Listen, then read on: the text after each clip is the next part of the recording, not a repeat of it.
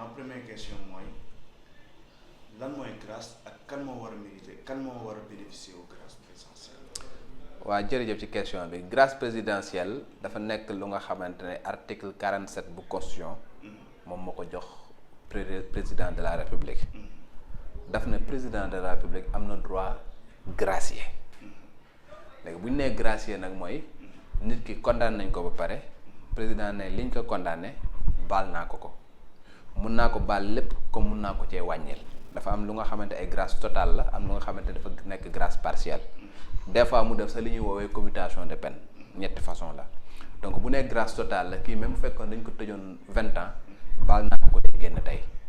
su fekkee ne grâce partielle la mooy dañ ko tëjoon 20 ans baal naa ko ci 10 ans mu dese ko 10 ans bu fekkee commutation de peine la mooy condamné nañ ko woon perpétuité léegi perpétuité boobu dindi naa ko def naa ko 15 ans comprendre nga loolu mooy ñetti grâce yu nga xam ne dafa am loolu nag président de la République moom moo ko moom ñoo am nag condition bu ñu ci teg ñu ne bu fekkee ni nit da nga ko war a gracier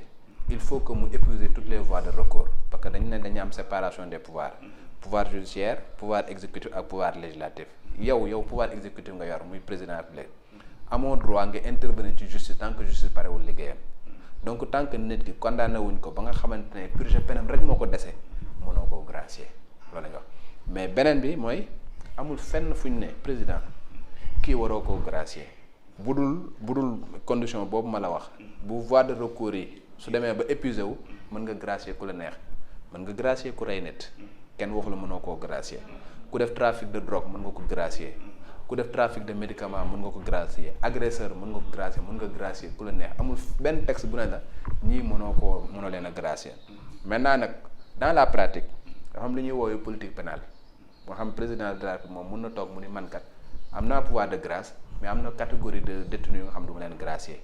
par exemple du ma gracier ku nga xamante ne dafa def ay problème de mœurs viol pédophilie et consort du ma ko gracier du ma gracier ku nga xam dafa def crime de sang dafa def assassinat wala mu def crime wala mu nekk agresseur bu nga xamante ne da doon ñëw di jam nit ñi di nangu seen kii du ma leen gracier du ma gracier ku nga xamante dafa def vol de trafic de médicament du ma gracier ku nga xam dafa def trafic de drogue du ma gracier ku nga xam dafa def vol de bétail politique pénale la loolu bu boobaa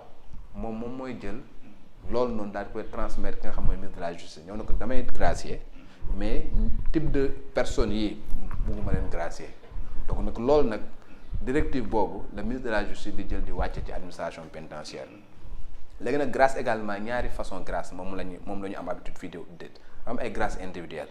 boo xam ñëpp mën nañ ko demander exemple man mën naa am sama mbokk wala sama benn xarit wala ku mu mën di doon bu nga xamante ne tëj nañ ko ma bind président mën naa mën de sama mbokk bee président damaa bëgg nga gracier ko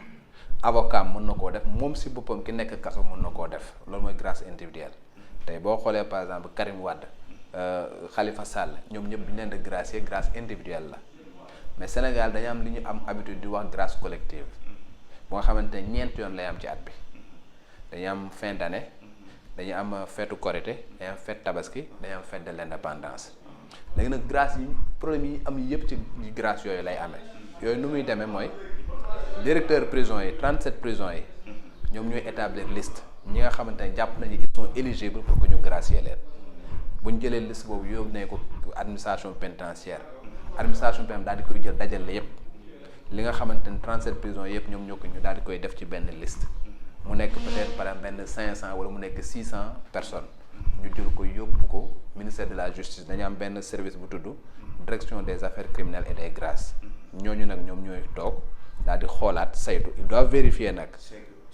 seggaat xool ndax effectivement président da ne woon par exemple ku rey nit du ma la gracier est-ce que liste bi ñu leen jox amul ku ci rey nit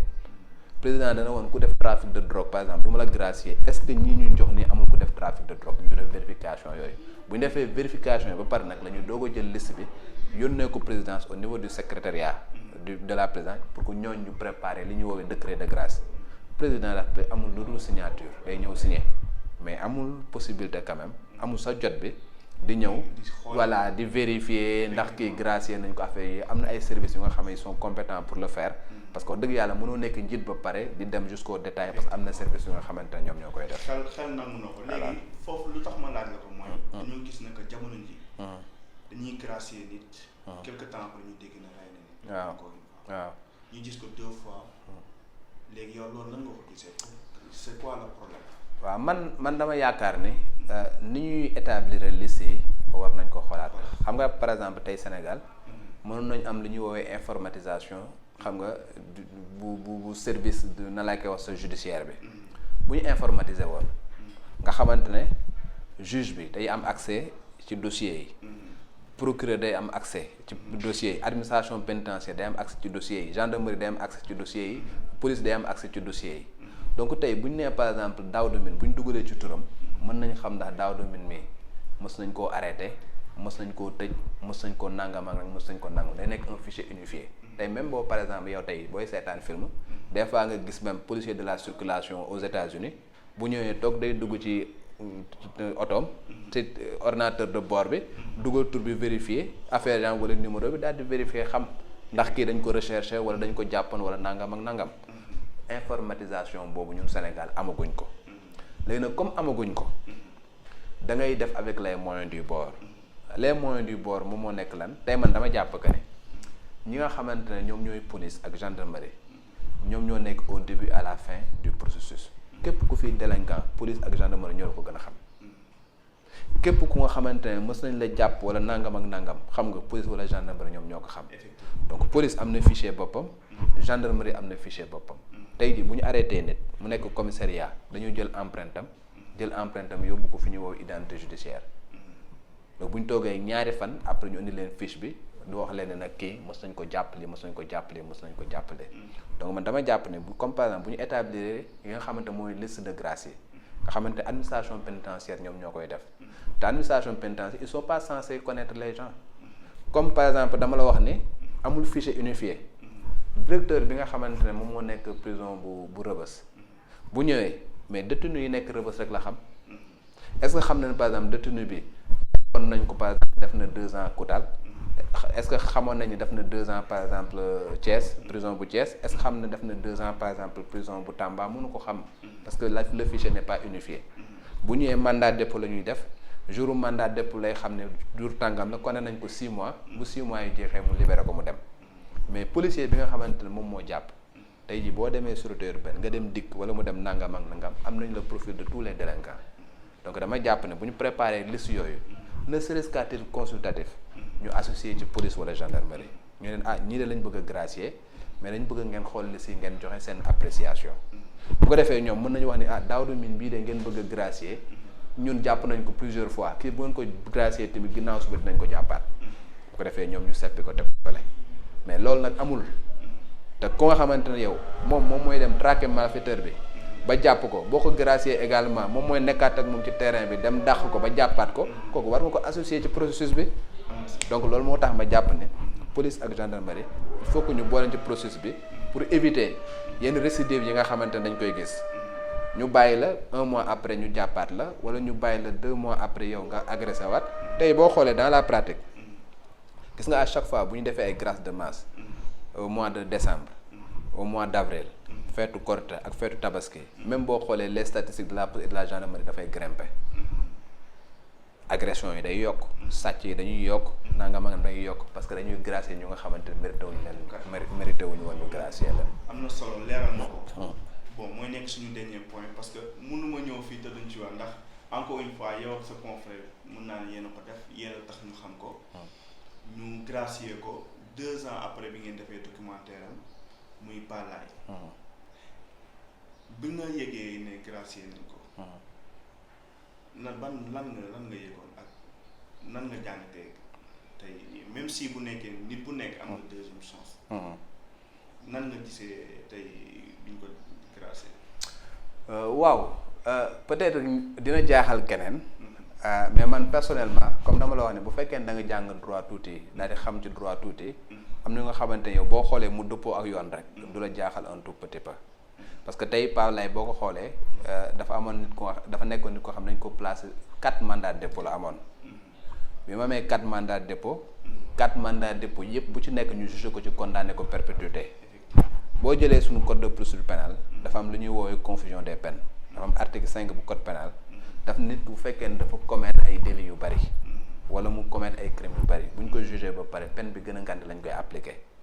donc comme moom dafa am 4 perpétuité donc 4 perpétuité yooyu dafay def révision mu nekk benn perpétuité nga jëlaat code de procédure pénale daf ne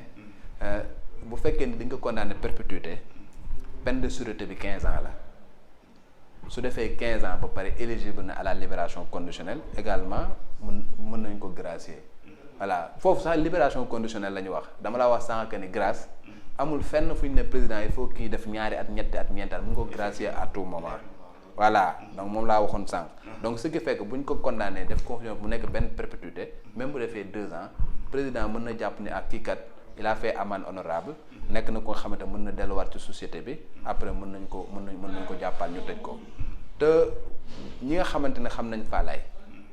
Palaye c'est quelqu'un bu nga xamante même les forces de défense et de sécurité daf leen a jaaxaloon c'est un gars qui est très sympathique boo ko xamee ne très sympathique boo ñëwoon toog nii ngeen di toog di waxtaan ñu xaqatay ren ku neex deret la da ngeen toog di waxtaan et puis ku ndaw la comme sama morom da nga naan kii il n'est pas capable de tuer il est pas capable il a pas vraiment le profil d'un délinquant bu nga xam ne comme ni ñu koy gisee ci film yi nga xam dafa ñàng garaaw affaire genre rek c'est quelqu'un qui a l'air très sympathique beneen bi mooy également même les forces de défense et de sécurité ñu la ko doon wax c'est quelqu'un qui est assez honnête Palaye boo ko jàppee nga pose ko question lépp lu mu defoon da lay wax ni man maa ko def muy la deuxième chose troisième chose également Palaye dafa nekk ku nga xamante ne kenn mënu doon expliquer lan moo tax mu doon agir noonu parce que c'est quelqu'un bu nga xam ne qui avait un métier xam nga